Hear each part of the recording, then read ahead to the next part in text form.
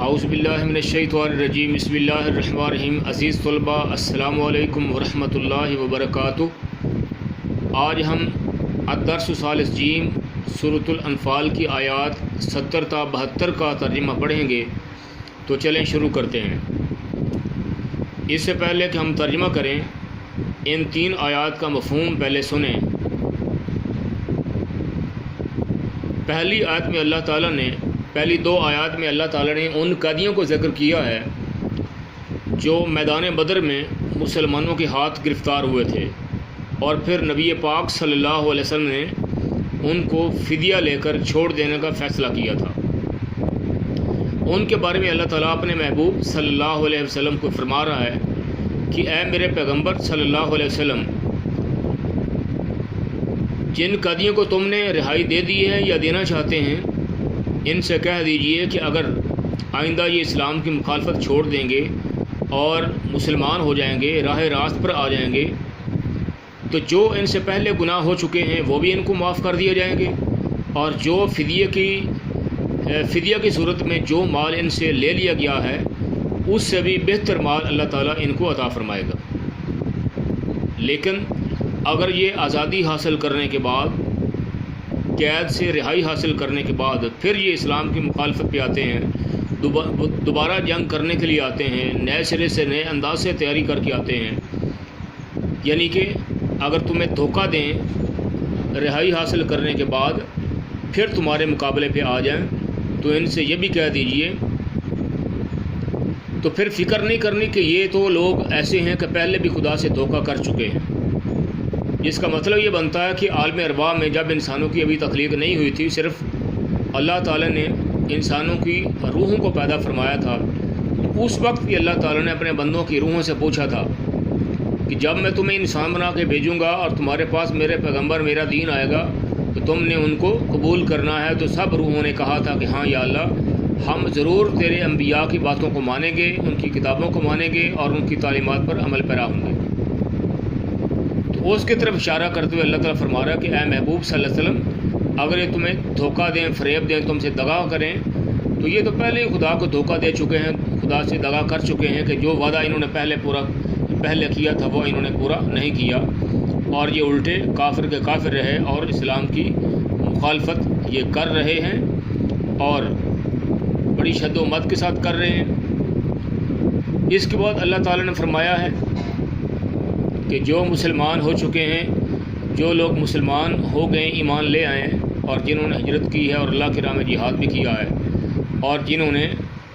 جو مسلمان ہو گئے اور مہاجرین کو جنہوں نے مدد بھی کی ہے اور ان کو اپنے پاس جگہ بھی دی ہے، ان کے بارے اللہ نے فرمایا ہے کہ یہ آپس میں رفیق اور دوست ہیں۔ لیکن جو لوگ ہجرت کر کے نہیں آئے ہیں، مسلمان تو ہو گئے ہیں لیکن مکہ چھوڑ کے مدینہ میں نہیں آئے، تو جب تک وہ مدینہ میں نہ آ جائیں ہجرت کر کے، تب تک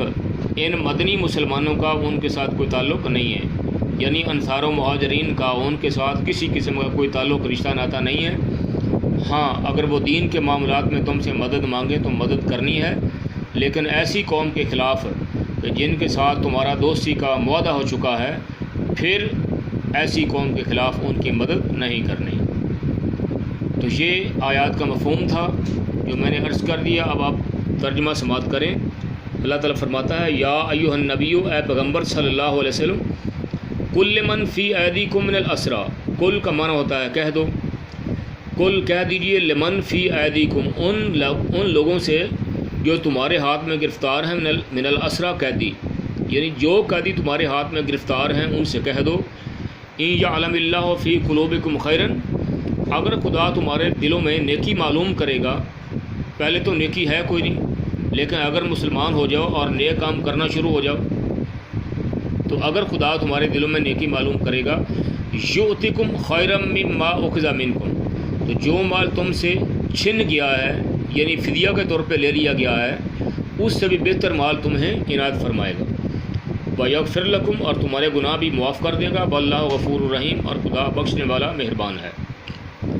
وَإِن يُرِيدُوا خِيَانَتَكَ، اور اگر یہ لوگ تم سے دغا کرنا چاہیں اے محبوب، فَقَدْ خَانُوا اللَّهَ مِن قَبْلُ، تو یہ پہلے ہی خدا سے دغا کر چکے ہیں، خدا کو یہ پہلے فریب دے چکے ہیں کہ انہوں نے سابقہ جو ہے عالم ارواح میں کیا تھا وعدہ، وہ انہوں نے وعدہ پورا نہیں کیا۔ فام کا منہم تو اس نے ان کو تمہارے قبضہ میں کر دیا، واللہ علیم الحکیم اور خدا دانا حکمت والا ہے۔ ان الذین آمنوا، ان کا معنی تھا بے شک، آپ یہاں پہ لکھ لیجئے ان الذین آمنوا، بے شک جو لوگ ایمان لائے، وہاجروا اور وطن سے ہجرت کر کے، وجاہدوا باموالہم وانفسہم فی سبیل اللہ اور خدا کی راہ میں اپنے مال اور جان سے لڑے، والذین آمنوا ونصروا، والذین آووا ونصروا اور جن لوگوں نے ہجرت کرنے والوں کو جگہ دی اور ان کی مدد کی، اولئک بعضهم اولیاء بعض، وہ آپس میں ایک دوسرے کے رفیق ہیں، دوست ہیں۔ والذین آمنوا اور جو لوگ ایمان تو لے آئے، ولم یہاجروا لیکن ہجرت نہیں کی، ما لکم من ولایتہم من شیء حتی یہاجروا، تو جب تک وہ ہجرت نہ کریں تم کو ان کی رفاقت سے کچھ سروکار نہیں، یعنی تمہارا ان سے کوئی دوستی، کوئی تعلق نہیں۔ وَإِنِ اسْتَنْصَرُوكُمْ فِي الدِّينِ اور اگر وہ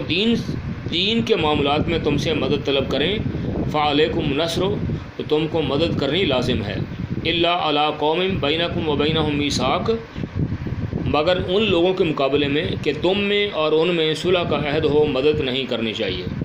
وَاللَّهُ بِمَا تَعْمَلُونَ بَصِيرٌ اور خدا تمہارے سب کاموں کو دیکھ رہا ہے۔ عزیز طلبہ، 3 آیات کا ترجمہ اور مفہوم مکمل ہوا۔ میں امید کرتا ہوں کہ آپ کو سمجھ آ چکی ہوگی۔ ان کو اچھے طریقے سے یاد کریں۔ وما علیہ الا البلاغ المبین۔